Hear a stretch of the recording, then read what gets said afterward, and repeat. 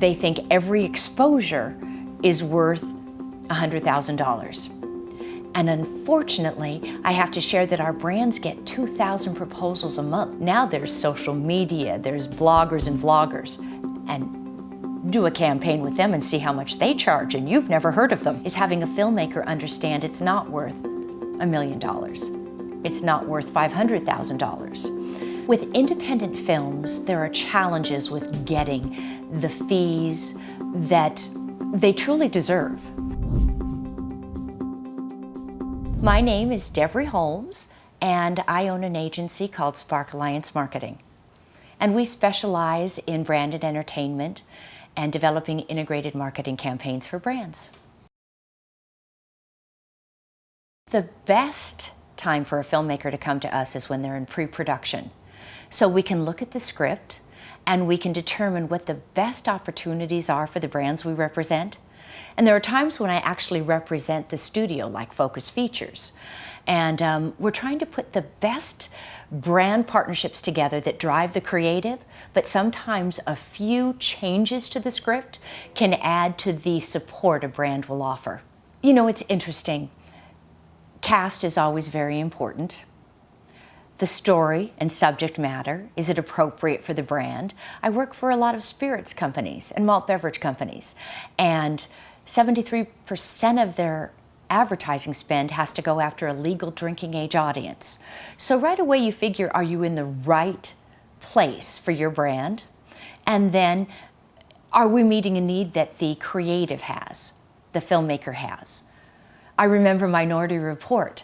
They wanted to create a world with Steven Spielberg that was 80 years in the future. We had our R&D teams from Philips and Microsoft get involved, and they all determined that no one would believe what technology would look like 80 years from now. They went 40 years out. And if you go back and look at that movie and what we are doing today, it is uncanny. Independent films are interesting because typically they make them and then they sell them to a distributor who's also typically in charge of the advertising. So the independent film producer cares about the dollars, not so much the promotion. It's hard for a brand to come and try to do both because there's different objectives. So the placement has to be strong enough and meet the criteria to reach their brand objectives. Certain categories will pay more. Automobile companies typically don't pay because the cost of the vehicles is extensive. So the liquor and spirits companies, I've mentioned they can't show consumption.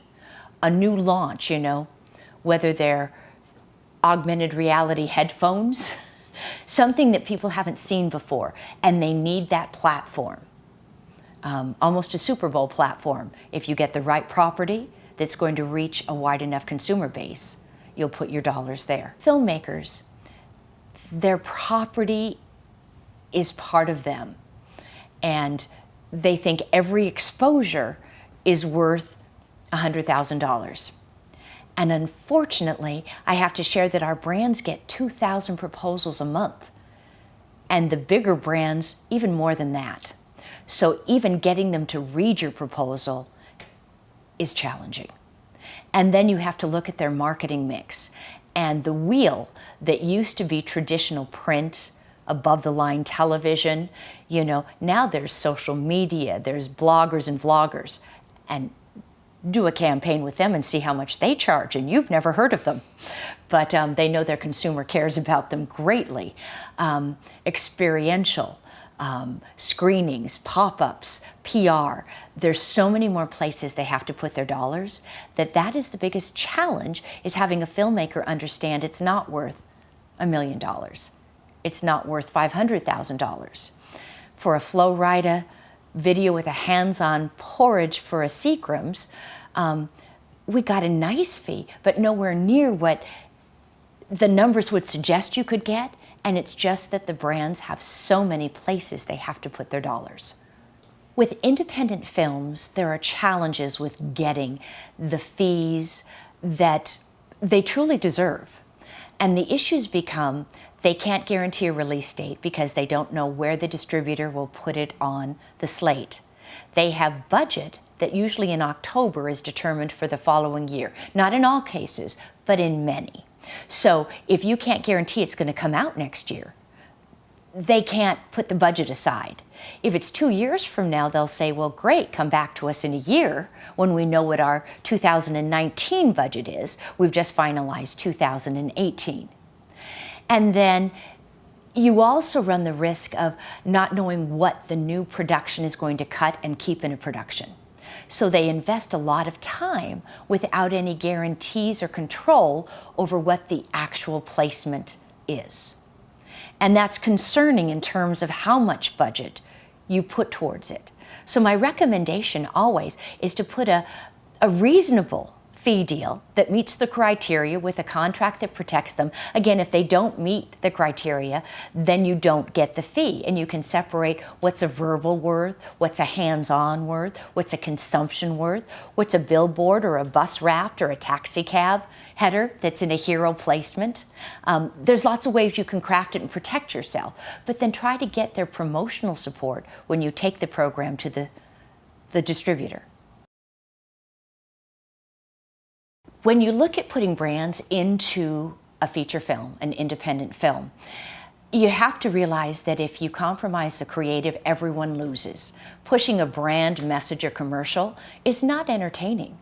Some of my biggest successes have come from teaching my clients that if you don't drive the creative, you've ruined your opportunity and the filmmakers. So one of my favorite stories is BMW, and they wanted to launch the Z3 Roadster.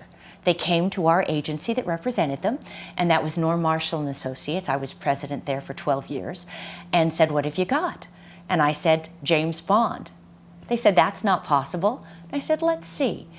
Timothy Dalton didn't resonate. Pierce is a huge risk. Let's go over and meet with the filmmakers and talk about what their vision is. What are you looking for? And your premise is, what's Bond going to be driving is the global campaign. But had to convince BMW that Aston Martin, that's iconic Bond, is still going to get the first 2 minutes of the driving sequence. So you can't have exclusivity or you ruin the culture. But when Q says, Bond, this is your car for your next assignment, the ultimate driving machine with these features, you needed that ledge. And it was a ledge that worked for the creative, and it drove what Bond needed to drive, Q bringing the best of technology to Bond for his next assignment. And we talk about what their objectives are and what their support levels can be. Once we determine that there really is a fit, we go back to the filmmaker or their team and say, this is what we'd like to explore. What is possible on your end? And again, creative has to drive it. So Talladega Nights, brands made all the sense in the world. A period film, it doesn't make sense. When we were working on the Tom Hanks film Terminal and we represented American Airlines, well, they needed everything that we could provide, and clients like Dunkin' Donuts, Baskin Robbins that would actually be in a terminal. So you've got to find that fit, talk to the filmmaker, get the creative to work, and then see what you can agree to in terms of the support we bring and what they can offer. Depending on the film, the creative needs, and then looking at the support we can offer and what the production can provide, we put a contract together and work together to make it happen. Services. It adds up, the tremendous savings that we were able to provide a production. So that's important in terms of, are we fulfilling a need? Are we reducing that cost? And then of course a fee deal. You have a hands-on, you have a hero placement that, again, a brand says something about a character. If it doesn't, you shouldn't be there. But if it does, we both benefit. And if you choose a Volkswagen Bug versus a luxury BMW, it says something very different about your character and their choices. So you put that marriage together, and a brand is compromised with finding their commercials effective. Because studies have shown, if it's not sports and it's played live, if consumers can DVR it, they are. So being integrated into the content is critical. Spirit companies can't show porridge shots. So when we find that match, there is budget. It's interesting because I was going to say comedy makes everyone feel good.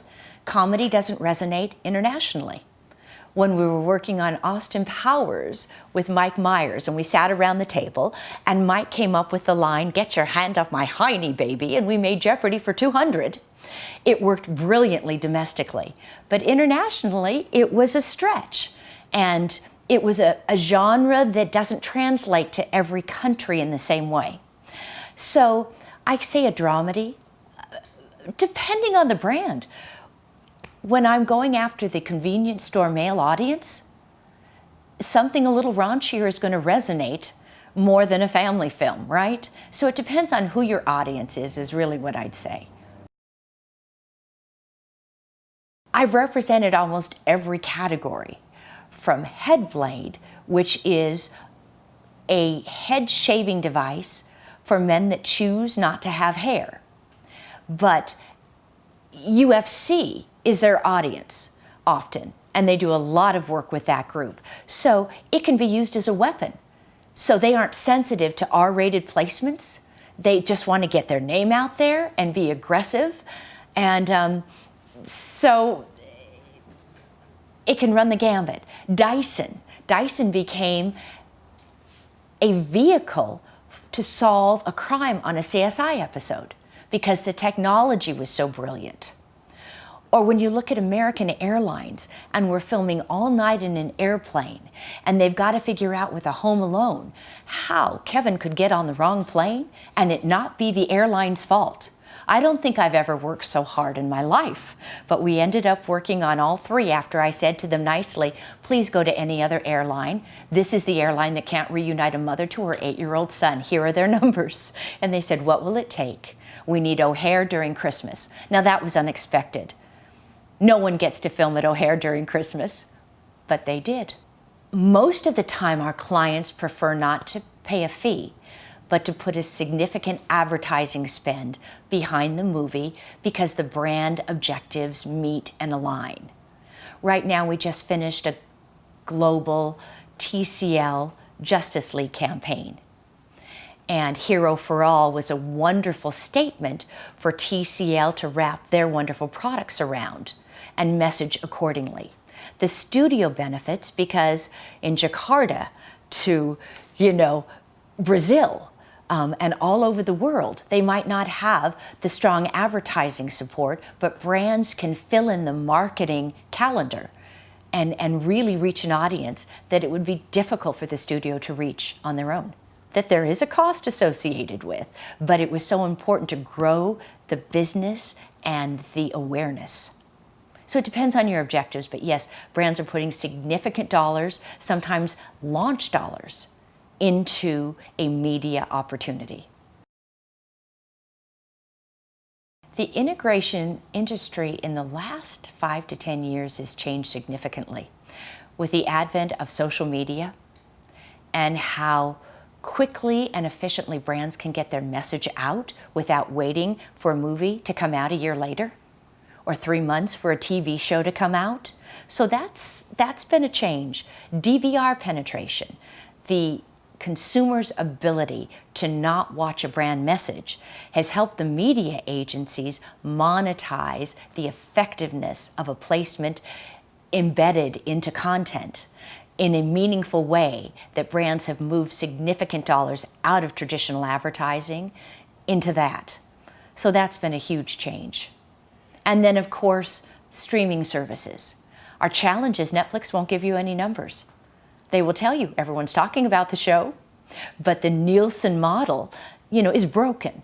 So now you've got compelling content providers not providing any real substantiation in terms of numbers or reach. But the brand manager has to decide, is this what my consumer cares about? And put a budget together that puts dollars into buckets they never have had to before.